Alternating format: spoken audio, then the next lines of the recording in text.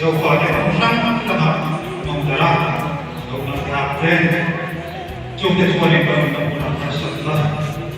cái thành công thì nó đi làm ăn các bạn làm việc Việt Nam phải chú ý lắm để muốn nào để nó sẽ làm tốt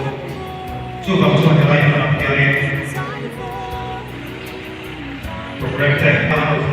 ở quay của nhà cũng thế mà thì việc trên trong năm nay trên tổ là cái này rồi đã là điều mà có số cao để trong cái